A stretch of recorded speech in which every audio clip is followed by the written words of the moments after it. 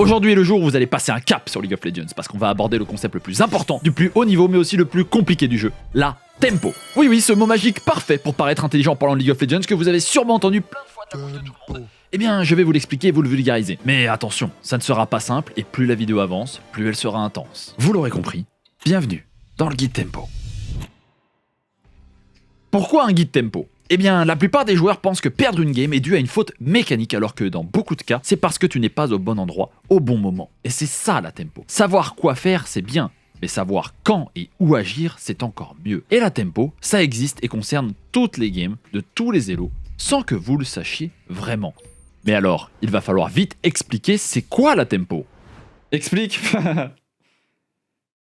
Les gars, c'est un peu chiant, hein. Mais en gros, la tempo, c'est un concept qui... Oh, ça va, on rigole. Allez, la tempo, c'est un avantage de timing. En gros, c'est être à un endroit plus tôt ou faire une action plus vite que ton adversaire. Et en ce faisant, cela t'offre plus d'options sur la carte et un meilleur contrôle pendant un moment défini. Bon, c'était long, c'était compliqué, c'est normal, écoute les exemples. Si tu back avant ton adversaire, cela te permet de revenir sur ta lane avant lui, push, puis faire une rotation par exemple. Autre exemple, si tu resets en même temps que ton jungler en tant que support, tu peux impacter la carte à 2 avec une supériorité numérique. Et dernier exemple, si tu arrives en premier sur une position, tu peux ward et clear la vision ennemie. Voilà 3 exemples simples qui te montrent des résultats concrets que tu peux tirer en ayant une bonne tempo et qui arrivent toutes tes games sans que tu ne saches le reproduire. En résumé, la tempo c'est un avantage de timing sur tes adversaires. Et avoir la tempo, c'est être en avance sur le rythme de la partie. C'est donc être celui qui contrôle le jeu. Et ne pas avoir la tempo, c'est être en retard sur les actions adverses, ce qui amène souvent à être celui qui subit la game. Mais avant d'expliquer pourquoi la tempo c'est si broken, parlons des différents types de tempo. Parce que pour mieux comprendre le principe de tempo, on peut et on va la diviser en 2 grandes parties, puis 3 sous-catégories. La tempo early game et la tempo mid game, puis la tempo de lane, la tempo de jungle et la tempo d'équipe. Par exemple, push, reset et revenir en premier, c'est de la tempo de lane d'early game. C'est une action individuelle de début de partie qui te donne de la tempo sans dépendre de qui que ce soit. Push une wave canon en side à 20 minutes de jeu et chercher un flank mid, c'est de la tempo indiv, mid game ou plus. Quand le jungler adverse fait un gank après son premier clear, ça te donne la tempo pour invade son respawn de deuxième clear, c'est donc early game et individuel en jungle. Skip un cadran pour invade et jouer des camps ou jouer la T de top ou bot, c'est mid game plus et c'est une tempo de jungle. Reset jungle sup pour jouer les larves au spawn, c'est une tempo d'équipe d'early game. Et arriver à 4 au Drake 30 secondes avant son spawn pour prendre la vision, poke et catch, c'est une tempo d'équipe, mid game ou plus. Le but de ce tableau, c'était de comprendre que chaque action individuelle ou en équipe peut être classée et a son impact et ses conséquences sur le rythme de la partie. Donc une action peut te donner de la tempo, t'en faire perdre ou l'utiliser. Tu vas comprendre. Il faut voir la tempo un peu comme une pièce de monnaie à une salle d'arcade. Reprenons l'exemple du jungler adverse qui fait un gank après son premier clear. En ce faisant, il retarde sa prochaine action sur la carte et son deuxième clear, ce qui te donne en tant que jungler un token de tempo que tu peux utiliser dans plusieurs bornes d'arcade différentes. La première, la borne d'arcade invade, voler le deuxième scuttle ou voler un camp adverse. La deuxième, la borne d'arcade dive, est d'aller gank et dive un laner à l'opposé du jungler adverse tranquillement vu qu'il s'est show bot. Mais si tu utilises ta pièce dans une borne, tu ne pourras plus l'utiliser dans l'autre. En effet, si tu dives, il aura eu le temps de faire le scuttle ou de venir défendre ses camps. Et si tu prends le deuxième scuttle ou son respawn de camp, il aura le temps de défendre le dive. Et tu peux aussi décider de ne pas utiliser ton token, le conserver, faire ton deuxième full clear et l'utiliser plus tard pour faire une autre action, comme par exemple un dragon pendant que le jungler adverse finira son deuxième clear. Mais attention, c'est difficile de conserver la tempo, donc vaut mieux l'utiliser correctement tant que tu l'as, sinon tu risques de perdre ta pièce ou de te la faire voler si d'autres actions ont lieu qui changent le cours de la game, comme par exemple un solo kill. C'est comme ça qu'on peut vulgariser et mieux comprendre la tempo. Des actions de ta part ou de tes adversaires te donneront ou t'enlèveront des tokens de tempo, et toi, tu pourras les utiliser dans diverses actions tout au cours de la partie, mais les tokens périment vite et sont à utilisation unique. T'as compris ? Parfait, parce que maintenant on va pouvoir voir pourquoi la tempo est-elle si importante. Résumons rapidement. Avoir la tempo, c'est donc un avantage de timing sur la carte, et c'est pouvoir contrôler le jeu via une action unique, individuelle ou collective. Dans le déroulement d'une game, il y a 2 styles d'objectifs. Ceux qui ont un timer d'apparition précis, comme le dragon, les larves, le herald ou le nashor, et ceux qui n'en ont pas, comme jouer la T de top, investir la vision bot side, invade un cadran adverse. À partir du mid-game, on veut avoir la tempo pour jouer ses objectifs. Et si on prend l'exemple d'un dragon à jouer, l'équipe qui détient la tempo arrivera en avance, posera de la vision pour avoir les rotations adverses, trap ou catch. Bref, le jeu est plus simple quand tu as la tempo. Et si t'as pas la tempo, tu vas sortir de base à 5 avec 10 secondes avant le spawn de la soul, et c'est toujours là que ton top va se dire que c'est le bon moment de push une wave inutile à l'opposé parce qu'il a sa TP alors qu'on avait besoin de lui pour face check, mais t'inquiète pas, ton ADC avait déjà décidé de face check le jungle par lui-même tout seul et te faire exterminer plutôt que rester à 5 et passer par le même endroit pour contester l'objectif via la mid lane par exemple. Ouais. Si vous n'avez pas la tempo ni la vision pour contester un objectif très important, allez-y à 5 ensemble par une lane. Cependant, avoir la tempo ne te garantit pas de gagner un fight, loin de là. Si l'équipe en face de toi a 10 000 gold d'avance, ils vont forcer l'entrée à 5 et vous massacrer sans considération. Par contre, cela t'offre des courts timings de jeu pour chunk, surprendre ou catch tes adversaires. De plus, certaines compositions ne dépendent pas d'avoir la tempo pour fonctionner, comme par exemple une composition teamfight groupée hard engage. Par contre, une compo poke va toujours vouloir être nanopixel sur la tempo pour avoir le temps de développer son jeu de poke et de ward pour éviter les flanks. Et petit tips, il ne faut pas arriver quand le Drake ou le Nashor spawn, non, il faut arriver 45 secondes environ avant son spawn pour commencer la guerre de vision, de position, de poke et de catch autour de l'objectif. Mais une issue de secours existe quand une équipe n'a pas du tout la tempo. Si ce n'est pas un objectif obligatoire comme le dragon ancestral ou le Nashor, les bons joueurs vont essayer de cross-map et ne vont donc pas contester un objectif trop bien setup par les adversaires lorsqu'ils sont en retard de tempo, aka hors tempo. Et c'est comme ça que vous pouvez récupérer la tempo quand vous ne l'avez pas, avec du cross-map. Sachez aussi que la tempo est définie par les waves. Donc avoir le push sur une lane signifie généralement avoir la tempo parce que ton adversaire devra attendre sous tour pour clear ou sacrifier sa wave pour te suivre. Et cette notion est essentielle pour bien maîtriser la tempo, surtout à partir du mid-game. Ton jungler va invade, il faut avoir des prios. Avoir des prios, c'est avoir la tempo. Avoir la tempo, c'est créer du jeu. Et c'est pour ça que les assassins adorent skip des waves pour avoir la tempo, pour créer du jeu.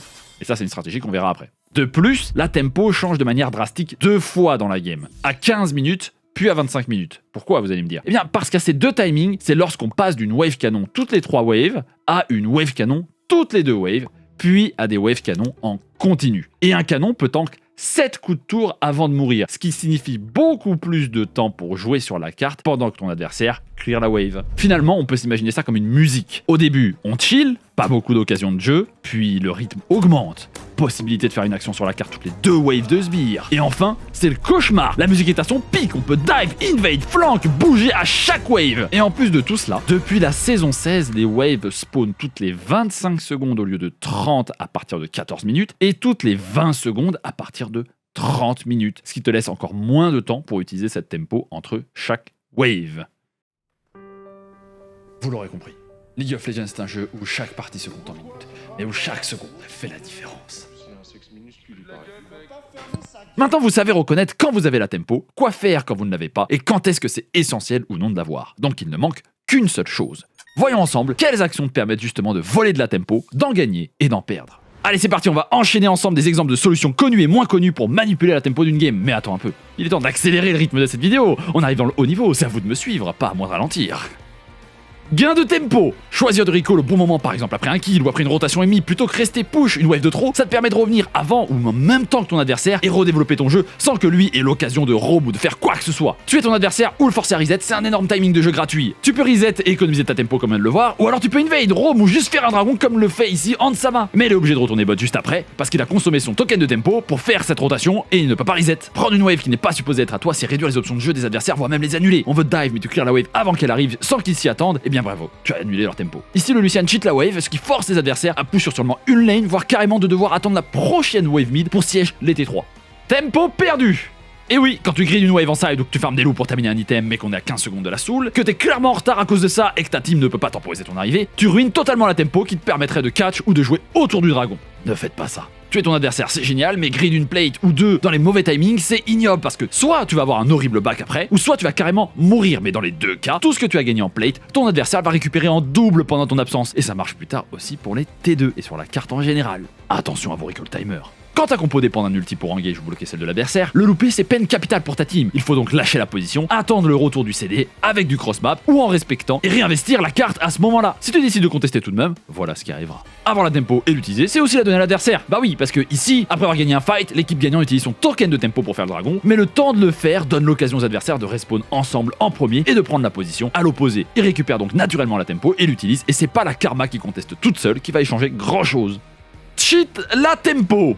Parce que oui, ne pas avoir la tempo et vouloir la récupérer, c'est très souvent synonyme de devoir sacrifier une de tes ressources, que ce soit une wave, un camp ou même une tour pour pouvoir jouer au jeu. C'est un gamble, et regardons justement certaines de ces méthodes. Skip une wave, c'est la base du gameplay assassin, et c'est ce qui te permet d'avoir de la tempo en brûlant une wave justement. C'est un gamble à double tranchant, si ça passe pas, tu seras encore plus derrière, mais parfois c'est la seule option pour comeback ou pour snowball, surtout en mid-late via les sides. Et quand tu affrontes des champions qui clearent plus vite que toi comme Zyra ou Zed en jungle, une solution pour avoir la tempo de faire une action sans risque de counter gank, c'est de skip un camp voire même deux, et ça marche vraiment bien. Mais si tu n'y gagnes rien, tu donnes une énorme tempo à l'adversaire. T'as compris, ces exemples, c'est du gambling en boucle, mais c'est parfois la seule solution et aussi la meilleure. Et enfin, les adversaires ont la tempo, très bien, trappe dans un buisson seul ou à plusieurs pendant qu'ils investissent la carte, et voilà, t'as volé leur tempo juste avec un gamble qui est passé. C'est pour ça que je vous dis toujours d'investir la carte à plusieurs pour réagir à ce genre de trappe et d'éviter de perdre la tempo.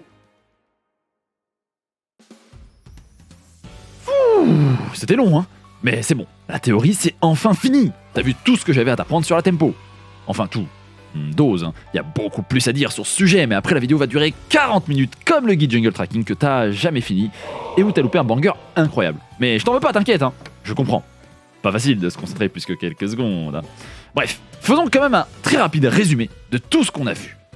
La tempo, c'est savoir où et quand agir. Et justement, la réussite de chacune de tes actions impacte et est impactée par la tempo. On a aussi vu qu'il y avait différents types de tempo, mais le plus important à retenir, c'est de se synchroniser avec ses alliés pour avoir le maximum d'impact sur la carte. Ensuite, on a comparé la tempo à un token dans une salle d'arcade pour comprendre son utilisation et ses conséquences. Une très belle métaphore si tu veux mon avis. Et après, on a vu que chaque compo avait des besoins de tempo différents, que les waves étaient la clé derrière le concept et qu'il fallait faire très attention à bien les gérer, surtout à partir du mid-game. Et enfin, je t'ai montré un bon nombre d'exemples d'actions qui peuvent ruiner ta tempo, en gagner ou voler celle de l'adversaire. Bon, je t'ai pas tout montré évidemment parce qu'il y en a tellement que ce serait trop long. Voilà, ça c'est tout ce qu'on a fait. Par contre, ce qu'on n'a pas encore fait et qui est commun à toutes mes vidéos, c'est le niveau de challenger. Mais que dirais-tu de skip cette étape cette fois-ci, hein? Pourquoi pas directement monter d'un cran? Pourquoi pas analyser comment est utilisée la tempo dans des conditions de jeu réelles, au meilleur niveau international, par la meilleure équipe que le jeu ait connue, la seule équipe quintuples championne du monde et détenteur du back-to-back-to-back, les T1! 2 minutes! Je vais t'analyser 2 minutes de tempo entre deux équipes qui se renvoient coup pour coup à un BO3 de l'élimination des Worlds. Et cette fois-ci, tu n'as rien à faire, il n'y a pas d'exercice. C'est à toi de t'adapter comme tu peux et de comprendre ce qui se passe en utilisant tout ce que tu connaissais déjà et tout ce que tu as appris au fil de cette vidéo. T'as compris? Alors allons-y!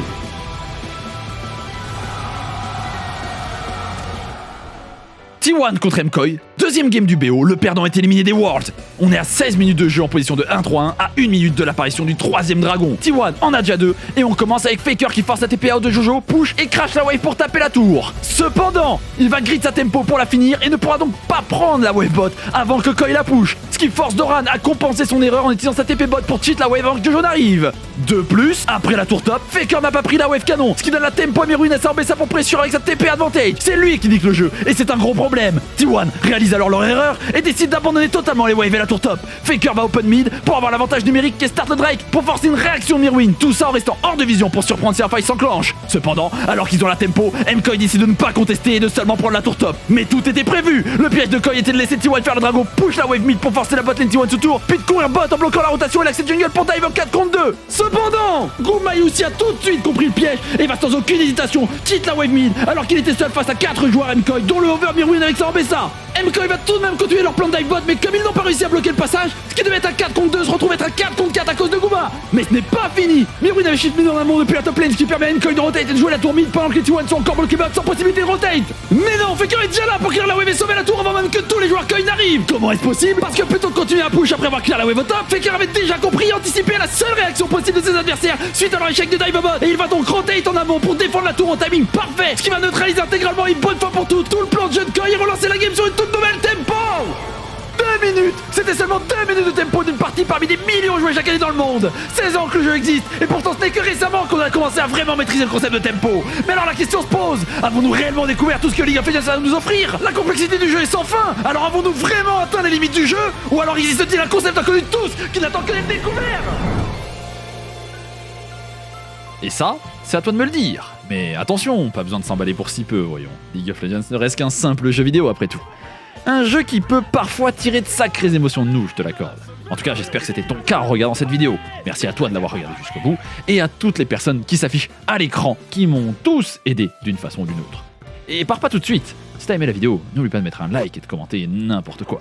Et si t'es sur téléphone, lâche un boost. Qui sait, peut-être un jour le million de vues sur ma chaîne.